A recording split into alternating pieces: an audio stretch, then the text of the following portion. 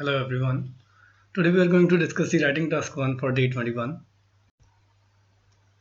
In this table, the table below shows the consumer durables, telephone, refrigerator, etc. owned in Britain from 1972 to 1983.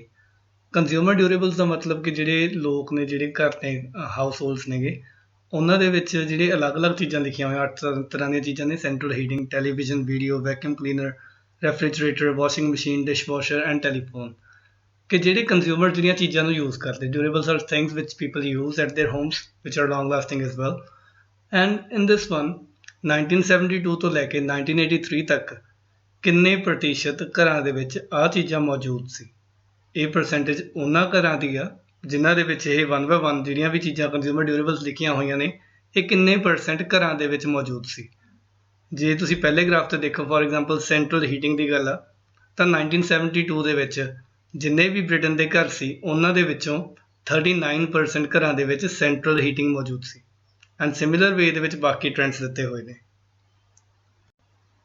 For writing this task it's important to write the 4 paragraphs. First one is introduction ਜਿਹਦੇ ਵਿੱਚ ਤੁਸੀਂ statement ਦੀ ਜਿਹੜੀ statement ਲਿਖੀ ਹੋਈ ਸੀ ਕਿ table shows that ਉਹਨੂੰ ਪੈਰਾਫਰੇਜ਼ ਕਰਨਾ ਮਤਲਬ ਇੱਕ ਨਵਾਂ ਸੈਂਟੈਂਸ ਬਣਾਉਣਾ with the different words but with the same meaning.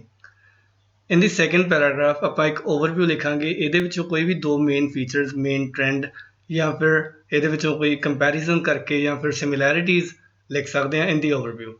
Then we'll make the 2 body paragraphs ਤਾਂ ਕਿ ਜਿਹੜੇ ਆਪਣਾ ਡੇਟਾ ਲਿਖਿਆ ਹੋਇਆ ਉਹਨੂੰ ਆਪਾਂ ਐਕਸਪਲੇਨ ਕਰ ਸਕੀਏ ਉਹਦੀ ਪ੍ਰੋਪਰਲੀ ਇੱਕ ਰਿਪੋਰਟ ਤਿਆਰ ਕਰ ਸਕੀਏ within 150 words. Today I'm not going to discuss the introduction ਤੁਸੀਂ ਆਪਣੇ ਵੇ 'ਚ ਬਣਾਉਣੀ ਹੈ ਚਾਹੇ ਤੁਸੀਂ ਕੁਐਸਚਨ ਫਾਰਮ 'ਚ ਬਣਾਓ ਚਾਹੇ ਤੁਸੀਂ ਪੈਸਿਵ ਸੈਂਟੈਂਸ ਬਣਾਓ ਚਾਹੇ ਤੁਸੀਂ ਇਕੱਲੀ ਵੋਕੈਬਲਰੀ ਐਡ ਕਰਕੇ ਲੈਕਸੀਕਲ ਰਿਸੋਰਸਿਸ ਨੂੰ ਇੰਪਰੂਵ ਕਰਨ ਦੇ ਲਈ ਸਿੰਪਲੀ ਪੈਰਾਫਰੇਜ਼ ਕਰ ਦਿਓ that depends on you. Introduction 3 ਤਰੀਕੇ ਦੀ ਆਪਾਂ ਪਹਿਲਾਂ ਡਿਸਕਸ ਕਰ ਚੁੱਕੇ ਹਾਂ active passive and question form ਤਿੰਨਾਂ ਵਿੱਚੋਂ ਕੋਈ ਵੀ ਯੂਜ਼ ਕਰ ਸਕਦੇ ਹੋ but now before choosing the overview ਜੇ ਆਪਾਂ ਸੈਕੰਡ ਪੈਰਾਗ੍ਰਾਫ ਲਿਖਣ ਤੋਂ ਪਹਿਲਾਂ ਇੰਪੋਰਟੈਂਟ ਹੈ ਕਿ ਆਪਾਂ ਚੂਜ਼ ਕਰੀਏ ਕਿ ਕਿਹੜੇ ਬਾਡੀ ਪੈਰਾਗ੍ਰਾਫ ਬਣਾਵਾਂਗੇ ਇਸ ਪੂਰੇ ਡੇਟਾ ਦੇ ਵਿੱਚ ਈਅਰ ਵਾਈਜ਼ ਤਾਂ ਜਾਣ ਦਾ ਕੋਈ ਫਾਇਦਾ ਨਹੀਂ ਲਾਈਕ ਕਿ ਆਪਾਂ ਪਹਿਲੇ 4 ਸਾਲਾਂ ਨੂੰ ਅਲੱਗ ਰੱਖ ਲਈਏ ਤੇ ਅਗਲੇ 4 ਸਾਲਾਂ ਨੂੰ ਅਲੱਗ ਰੱਖ ਲਈਏ ਉਹਦੇ ਵਿੱਚ ਆਪਾਂ ਨੂੰ ਬਾਰ-ਬਾਰ ਇਹਨਾਂ ਦੇ ਨਾਮ ਨੋਟ ਕਰਨੇ ਪੈਣਗੇ ਇੰਸਟੈਡ ਆਫ ਦੈਟ ਆਪਾਂ ਇਹਦੇ ਟੇਬਲ ਦੇ ਲਾਈਕ ਵਿਲ ਗੋ ਰੋ ਵਾਈਜ਼ ਕਿ ਜਿਹੜੇ ਪਹਿਲੇ 4 ਰੋਜ਼ ਨੇਗੇ ਸੈਂਟਰਲ ਹੀਟਿੰਗ ਤੋਂ ਲੈ ਕੇ ਵੈਕਿਊਮ ਕਲੀਨਰ ਤੱਕ will choose them for the first body paragraph ਮਤਲਬ ਪਹਿਲੇ ਚਾਰੇ ਕੰਜ਼ਿਊਮਰ ਡਿਊਰੇਬਲਸ ਦੇ ਲਈ ਬਾਡੀ ਪੈਰਾਗ੍ਰਾਫ 1 ਬਣਾਵਾਂਗੇ ਤੇ ਜਿਹੜੇ ਨੈਕਸਟ 4 ਕੰਜ਼ਿਊਮਰ ਡਿਊਰੇਬਲਸ ਨੇ ਉਹਨਾਂ ਦੇ ਲਈ ਬਾਡੀ ਪੈਰਾਗ੍ਰਾਫ 2 ਆਊਗਾ ਸੋ this will be the scenario body paragraph 1 ਦੇ ਵਿੱਚ ਸੈਂਟਰਲ ਹੀਟਿੰਗ ਟੈਲੀਵਿਜ਼ਨ ਵੀਡੀਓ ਤੇ ਵੈਕਿਊਮ ਕਲੀਨਰ ਦੀ ਗੱਲ ਕਰਨੀ ਆ ਬਾਡੀ ਪੈਰਾਗ੍ਰਾਫ 2 ਦੇ ਵਿੱਚ refrigerator washing machine dishwasher and telephone ਹੁਣ ਨੈਕਸਟ ਟਾਸਕ ਆ ਜਿਹੜਾ ਕਿ ਜਿਹੜੇ ਵੀ ਚੀਜ਼ਾਂ ਚਾਹ ਰਹੇ ਆਪਾਂ ਬਾਡੀ ਪੈਰਾਗ੍ਰਾਫ 1 ਦੇ ਵਿੱਚੋਂ ਚੂਜ਼ ਕੀਤੀਆਂ ਨੇ ਉਹਨਾਂ ਦੇ ਵਿੱਚੋਂ ਇੱਕ ਓਵਰਵਿਊ ਦਾ ਪਹਿਲਾ ਪੁਆਇੰਟ ਬਣੂਗਾ ਜਿਹੜਾ ਆਪਾਂ ਡੇਟਾ ਬਾਡੀ ਪੈਰਾਗ੍ਰਾਫ 2 ਦੇ ਲਈ ਚੂਜ਼ ਕੀਤਾ ਉਹਦੇ ਵਿੱਚੋਂ ਓਵਰਵਿਊ ਦਾ ਆਪਾਂ ਸੈਕੰਡ ਪੁਆਇੰਟ ਫਾਈਂਡ ਆਊਟ ਕਰ ਲਾਂਗੇ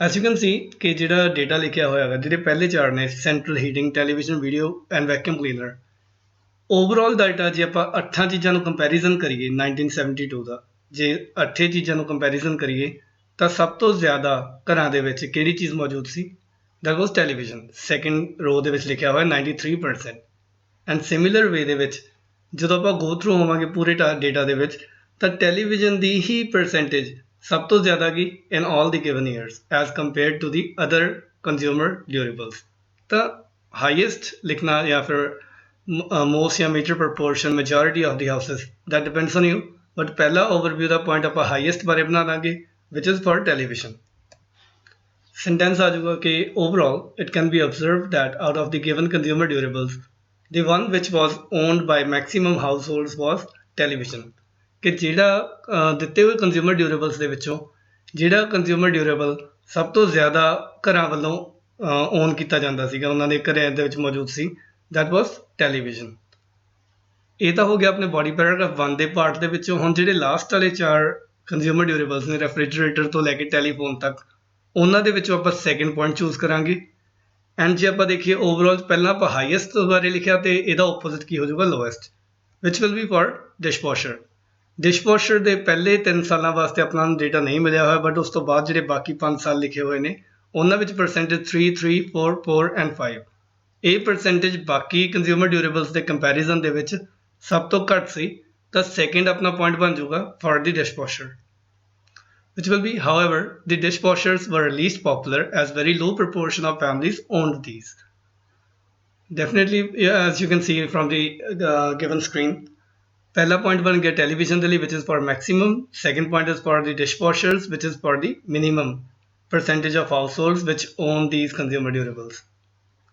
That's all what we need to do for the overview. ਜਦੋਂ ਵੀ ਤੁਸੀਂ ਕੋਈ task ਦਾ overall ਲਿਖਣਾ ਗਾ, just choose the data for body paragraphs, ਤੇ ਜਦੋਂ data choose ਕਰ ਲਿਆ ਤਾਂ particularly ਇੱਕ body paragraph ਦੇ ਵਿੱਚੋਂ ਤੁਸੀਂ ਕੋਈ ਵੀ ਮੇਨ ਟ੍ਰੈਂਡ ਚੂਜ਼ ਕਰਨਾ। ਜਿਵੇਂ ਕਿ ਪਹਿਲੇ body paragraph ਦੇ ਚਾਰੇ ਡਿਊਰੇਬਲਸ ਦੇ ਵਿੱਚੋਂ ਆਪਾਂ ਟੈਲੀਵਿਜ਼ਨ ਚੂਜ਼ ਕਰ ਲਿਆ। ਇਹ ਕਿਉਂ ਤਾਂ ਚੂਜ਼ ਕੀਤਾ? Because this was the highest ਇੱਕ ਮੇਨ ਫੀਚਰ ਸੀ ਜਾਂ ਕੀ ਫੀਚਰ ਸੀ ਇਹਦੇ ਵਿੱਚੋਂ। ਐਂਡ ਸੈਕਿੰਡ ਗ੍ਰਾਫ ਤੇ ਸੈਕਿੰਡ ਬੋਡੀ ਪੈਰਾਗ੍ਰਾਫ ਦੇ ਡੇਟਾ ਦੇ ਵਿੱਚੋਂ ਵੀ choose the dishwasher.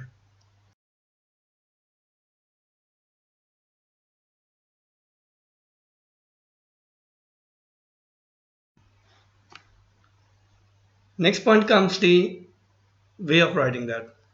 As you can see, we have chosen the first 4 consumer durables for the body paragraph 1. ਤਾਂ ਇਹਦੇ ਵਿੱਚ ਕਿਵੇਂ ਕਿਵੇਂ ਸੈਂਟੈਂਸ ਬਣਾਉਣੇ ਨੇ ਉਹ ਬਾਅਦ ਵਿੱਚ ਕਰਾਂਗੇ, but how many type of sentences we can make.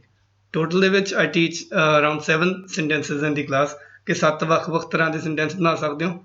Will not go with all of those sentences today, but ਇੱਕ ਤਰੀਕੇ ਨਾਲ ਜੇ ਤੁਸੀਂ ਸਿੰਪਲ ਸੈਂਟੈਂਸ ਬਣਾਉਣਾ ਹੋਵੇ, ਜਮਾ ਸਿੰਪਲ, ਮਤਲਬ ਜਿਹਦੇ ਵਿੱਚ ਇੱਕ ਕੰਜ਼ਿਊਮਰ ਡਿਊਰੇਬਲ ਦੀ ਗੱਲ ਕੀਤੀ ਆ ਐਂਡ ਇੱਕ ਹੀ ਸਾਲ ਦੀ ਗੱਲ ਕੀਤੀ ਹੈ ਤੇ ਉਹਦੀ ਵੈਲਿਊ ਲਿਖਣੀ ਆ, then you can make a sentence similar to this one.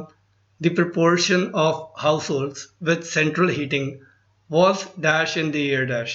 मान लो 1972 ਦੀ ਗੱਲ ਕਰੀਏ ਤਾਂ was ਤੋਂ ਬਾਅਦ 39% ਆ ਜਾਊਗਾ, year ਤੋਂ ਬਾਅਦ 1972 ਲਿਖਿਆ ਜਾਊਗਾ।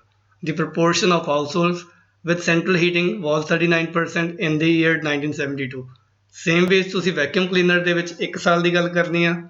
ਫॉर एग्जांपल 1976 ਦੀ ਗੱਲ ਕਰੀਏ ਵੈਕਿਊਮ ਕਲੀਨਰ ਦੀ, ਤਾਂ ਸੈਂਟੈਂਸ ਕੀ ਬਣ ਜਾਊਗਾ? The proportion of households with vacuum cleaner was 92% in the year 1976. That's all what we need to do.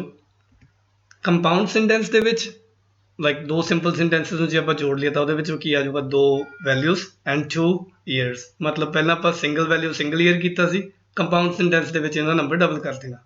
The percentage of those families that owned a television, ਜਿਨ੍ਹਾਂ ਨੇ ਇੱਕ television on ਕੀਤਾ ਸੀਗਾ, was dash in 1972 and dash in 1974. ਇੱਥੇ values ਕੀ ਆ ਜਾਣਗੀਆਂ? Was 93% in 1972 and 95% in 1973. Next one would be for a trend. ਜੇ ਤੁਸੀਂ ਇੱਕ ਟ੍ਰੈਂਡ ਲਿਖਣਾ ਹੋਵੇ, ਮਤਲਬ 1972 ਤੋਂ ਲੈ ਕੇ 1983 ਤੱਕ ਕੀ ਚੇਂਜਸ ਆਈਆਂ ਨੇ। ਫॉर एग्जांपल ਪਹਿਲਾ ਜਿਹੜੀ ਰੋ ਆ that is for central heating, ਉਹਦੇ ਲਈ ਸੈਂਟੈਂਸ ਬਣ ਜਾਊਗਾ in the year 1972, 1972 ਦੇ ਵਿੱਚ the proportion of people who had central heating installed at their homes was 39%.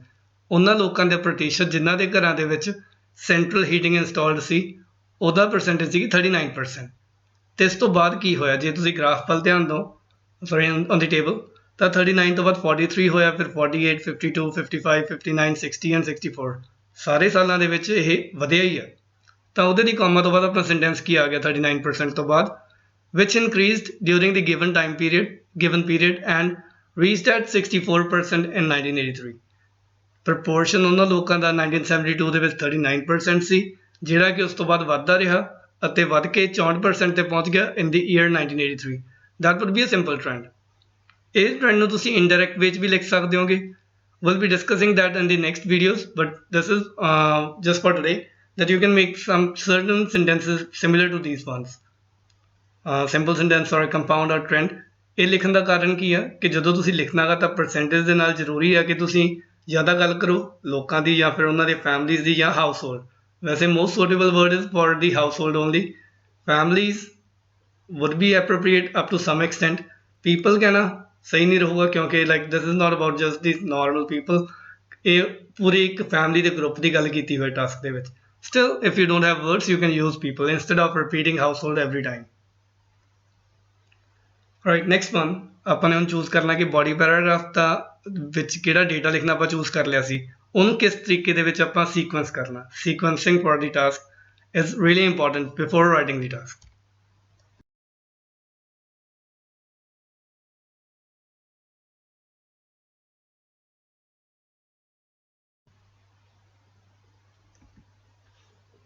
S you can see 4 consumer durables ਨੇ। ਪਹਿਲੀ ਗੱਲ ਆਪਾਂ ਕਰਾਂਗੇ ਪਹਿਲੇ ਗ੍ਰਾਫ ਪਹਿਲੇ ਹੀ ਚਾਰਟ ਦੇ ਵਿੱਚ ਸੈਂਟਰਲ ਹੀਟਿੰਗ। ਇਹਦੇ ਵਿੱਚ ਜੇ ਦੇਖਿਆ ਜਾਵੇ 39% ਤੋਂ ਬਾਅਦ ਉਹ ਵੱਧ ਕੇ 64% ਤੱਕ ਪਹੁੰਚਿਆ ਸੀਗਾ 1983 ਤੱਕ। ਐਂਡ ਆਪਾਂ ਇੱਕ ਡਾਇਰੈਕਟ ਟ੍ਰੈਂਡ ਜਿਹੜਾ ਕਿ ਇਸ ਤੋਂ ਪਿਛਲੀ ਸਲਾਈਡ ਦੇ ਵਿੱਚ I've told you that we can make a direct trend sentence, ਉਹ ਇਹਦੇ ਲਈ ਬਣ ਸਕਦਾ ਗਾ।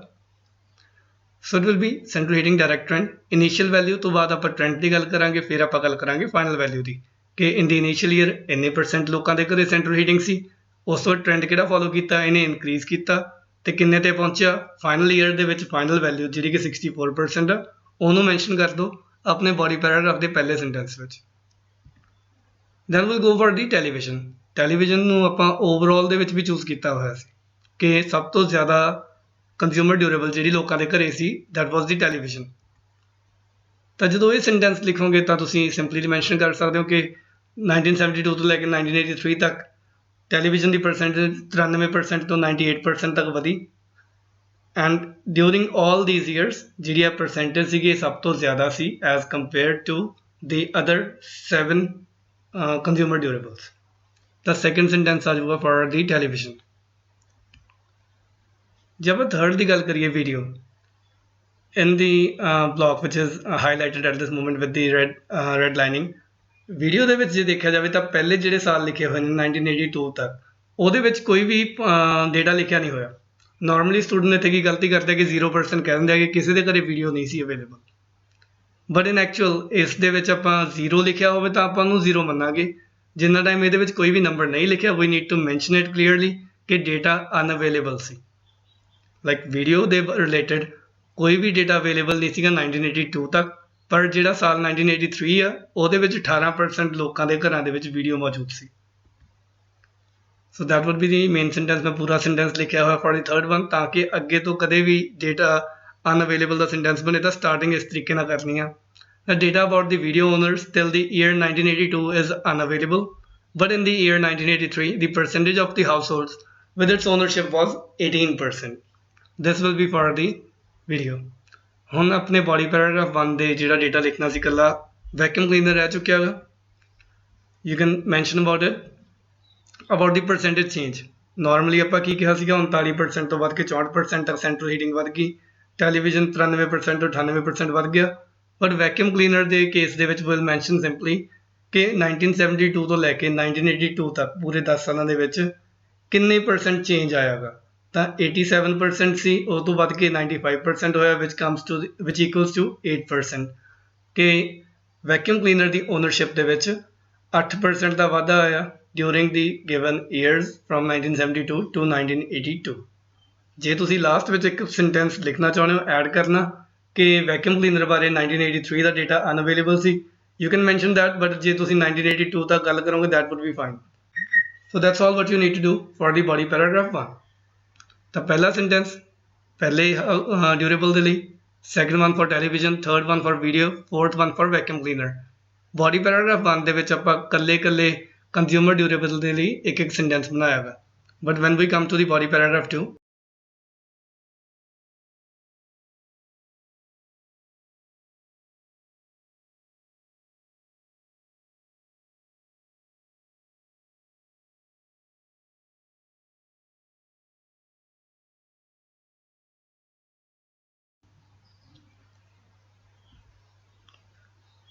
you need to group them like just for a change of the range of sentences ਦਾ ਥੋੜੀ ਰੇਂਜ ਵਧਾਉਣ ਦੇ ਲਈ ਜਿਵੇਂ ਆਪਾਂ ਰਿਸਪੈਕਟਿਵਲੀ ਫਾਰਮਰ ਲੈਟਰ ਰੇਂਜ ਜਾਂ ਫਿਰ ਇਨਡਾਇਰੈਕਟ ਟ੍ਰੈਂਡ ਦੇ ਵਿੱਚ ਸੈਂਟੈਂਸ ਲਿਖ ਸਕਦੇ ਹੋ, which I will be discussing in the next videos।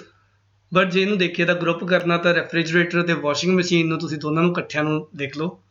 Last body paragraph ਦੇ ਵਿੱਚ ਮਤਲਬ ਬੋਡੀ ਪੈਰਾਗ੍ਰਾਫ 1 ਦੇ ਵਿੱਚ ਆਪਾਂ ਕੋਈ ਵੀ 2 ਕੰਜ਼ਿਊਮਰ ਡਿਊਰੇਬਲਸ ਦੀ ਗੱਲ ਇੱਕ ਸੈਂਟੈਂਸ ਵਿੱਚ ਨਹੀਂ ਸੀ ਕੀਤੀ, ਤਾਂ that would be a bit of change for the body paragraph 2। ਪਹਿਲੇ ਸੈਂਟੈਂਸ ਦੇ ਵਿੱਚ you need to mention only about the year 1972 ਦੀ ਹੀ ਗੱਲ ਕਰਨੀ ਹੈ ਇਕੱਲੇ ਦੀ ਕਿ 1972 ਦੇ ਵਿੱਚ ਉਹਨਾਂ ਹਾਊਸਹੋਲਡਸ ਦੀ ਪਰਸੈਂਟੇਜ ਜਿਨ੍ਹਾਂ ਦੇ ਘਰੇ ਰੈਫ੍ਰਿਜਰੇਟਰ ਅਤੇ ਜਾਂ ਫਿਰ ਵਾਸ਼ਿੰਗ ਮਸ਼ੀਨ ਅਵੇਲੇਬਲ ਸੀ, ਉਹਨਾਂ ਦਾ ਪਰਸੈਂਟੇਜ ਸੀਗੀ 73% ਐਂਡ 66% ਰਿਸਪੈਕਟਿਵਲੀ। ਸਿੰਪਲੀ ਇੱਕ ਸੈਂਟੈਂਸ ਵਿੱਚ ਆਪਾਂ ਦੋ ਕੰਜ਼ਿਊਮਰ ਡਿਊਰੇਬਲਸ ਦੀ ਗੱਲ ਕੀਤੀ, and in a respective way in a sequence we wrote the values for those households ਜਿਨ੍ਹਾਂ ਦੇ ਘਰਾਂ ਦੇ ਵਿੱਚ ਉਹ ਮੌਜੂਦ ਸੀ in the year 1972। In the second sentence ਆਪਾਂ ਦੋਨਾਂ ਦਾ ਹੀ ਬਿਲਕੁਲ ਐਂਡ ਤੱਕ ਪਹੁੰਚਣਾ ਹੋਗਾ, ਦੋਨਾਂ ਦੇ ਲਈ ਹੀ, ਕਿ ਪੂਰੇ ਟਾਈਮ ਪੀਰੀਅਡ ਦੇ ਦੌਰਾਨ ਕੀ ਚੇਂਜ ਆਇਆ ਸੀ। ਤਾਂ ਰੈਫ੍ਰਿਜਰੇਟਰ ਦੇ ਵਿੱਚ ਦੇਖਿਆ ਜਾਵੇ ਤਾਂ ਲਗਭਗ 21% ਇਨਕਰੀਜ਼ ਆਇਆਗਾ ਉਹਨਾਂ ਦੀ ਓਨਰਸ਼ਿਪ ਦੇ ਵਿੱਚ, ਤੇ ਵਾਸ਼ਿੰਗ ਮਸ਼ੀਨ ਦੇ ਵਿੱਚ ਲਗਭਗ 14% ਸੌਰੀ ਇਟ ਕਮਸ ਟੂ 14% ਦਾ ਫਰਕ ਪਿਆ ਗਾ। For the second sentence we need to mention ਕਿ ਇਸ ਸਮੇਂ ਦੇ ਦੌਰਾਨ ਕੀ ਹੋਇਆ, ਦੀ ਪਰਸੈਂਟੇਜ ਇਨਕਰੀਜ਼ਡ ਅਤੇ ਉਹ ਕਿੰਨੇ ਤੇ ਪਹੁੰਚੀ in 94% for the former and 80% for the latter in the year 1983। ਤਾਂ ਆਪਣੇ ਪਹਿਲੇ ਦੋਨਾਂ ਡਿਊਰੇਬਲਸ ਦੇ ਲਈ, ਦੋਨੇ ਕੰਜ਼ਿਊਮਰ ਡਿਊਰੇਬਲਸ ਦੇ ਲਈ ਵਿਲ ਮੇਕ ਟੂ ਸੈਂਟੈਂਸਿਸ, ਬਟ ਇਹਦੇ ਵਿੱਚ ਆਪਾਂ ਅਲੱਗ-ਅਲੱਗ ਸੈਂਟੈਂਸ ਬਣਾਉਣ ਦੀ ਬਜਾਏ ਆਪਾਂ ਈਅਰ ਵਾਈਜ਼ ਡਿਵਾਈਡ ਕੀਤਾ ਕਿ ਪਹਿਲਾਂ ਇਨੀਸ਼ੀਅਲ ਈਅਰ ਦੀ ਗੱਲ ਪਹਿਲੇ ਸੈਂਟੈਂਸ ਵਿੱਚ ਕੀਤੀ, ਫਿਰ ਆਪਾਂ ਟ੍ਰੈਂਡ ਦੀ ਗੱਲ ਕਰਤੀ, ਤੇ ਲਾਸਟ ਦੇ ਵਿੱਚ ਆਪਾਂ ਨੇ 1983 ਮਤਲਬ ਐਂਡ ਦੇ ਉੱਤੇ ਕਿਹੜਾ ਪੀਰੀਅਡ ਆਇਆ, ਐਂਡ ਦੇ ਉੱਤੇ ਕਿਹੜੀ ਵੈਲਿਊ ਆਈ, ਉਹਦੇ ਬਾਰੇ ਗੱਲ ਕਰ ਲਾਂਗੇ। After this, we'll go for the dishwasher, and as you know, we wrote it in the overview। ਇਹ ਜ਼ਰੂਰੀ ਹੈ ਧਿਆਨ 'ਚ ਰੱਖਣਾ ਕਿ ਜਿਹਦੇ ਬਾਰੇ ਆਪਾਂ ਸੈਂਟੈਂਸ ਓਵਰਵਿਊਸ ਲਿਖਿਆ ਗਾ ਉਹਦੋਂ ਰਿਪੀਟ ਕਰਨਾ ਜ਼ਰੂਰੀ ਹੈ, ਤੇ ਪਲੱਸ ਵੈਲਿਊਸ ਲਿਖਣੀਆਂ ਜ਼ਰੂਰੀ ਨੇ।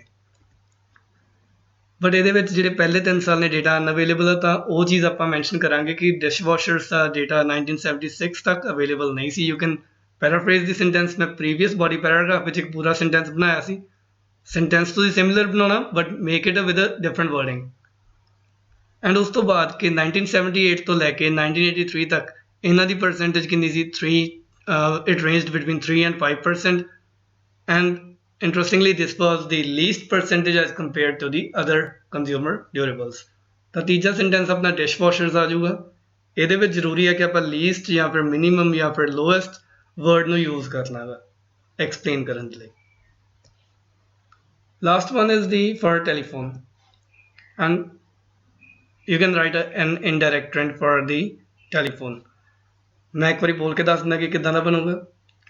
In the year 1983 normal trend ਵਿੱਚ ਆਪਾਂ initial year ਤੋਂ ਸ਼ੁਰੂ ਕਰਦੇ ਹਾਂ, indirect trend ਵਿੱਚ ਆਪਾਂ last year ਤੋਂ ਸ਼ੁਰੂ ਕਰਾਂਗੇ। that in the year 1983 the percentage of those households I'm sorry, I made it wrong।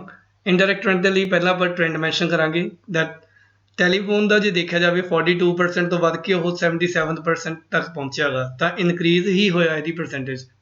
So you can mention it easily, increasing to 77% in 1983, increasing to 77% in 1983, comma, the percentage of those households who owned a telephone was 42% in the year 1972। That's just a way, I'll be explaining that in the next videos। Till the time, you can make sentences according to you। I've explained the method, it's not mandatory कि तुसी यही use करना गा। Yeah, overview would be I would recommend you कि तुसी same way बनाओ, पहला for the television, second for the dishwasher, highest and lowest। but body paragraph ਦੇ ਵਿੱਚ ਜਿਹੜੇ sentences ਦਾ ਤਰੀਕਾ ਸਮਝਾਇਆ, you can either use them ਜਾਂ ਤੁਸੀਂ ਆਪਣੇ accordingly ਕੋਈ ਵੀ ਤਰੀਕਾ use ਕਰਨਾ ਚਾਹੁੰਦੇ, that's completely your wish। you can write the task and then send it back to me via the given email in the bottom of the slide, ਜਾਂ ਫਿਰ ਤੁਸੀਂ WhatsApp ਦੇ ਉੱਤੇ in the same number ਜਿਹੜਾ ਕਿ 7508162175 ਲਿਖਿਆ, ਇਹਦੇ ਉੱਤੇ ਤੁਸੀਂ ਆਪਣੇ ਵੱਲੋਂ WhatsApp ਦੇ ਉੱਤੇ ਆਪਣੇ ਰਾਈਟਿੰਗ ਨੂੰ ਭੇਜ ਸਕਦੇ so that I can check that and I'll go through your methods। ਜੇ ਉਹ ਸਹੀ ਹੋਣਗੇ I'll give you a good band score, ਜੇ ਉਹ ਸਹੀ ਨਾ ਹੋਏ I'll explain you ਕਿ ਕੀ improvement ਦੀ ਲੋੜ ਹੈ। Alright, that's all for the task 1 for day 21। Thank you।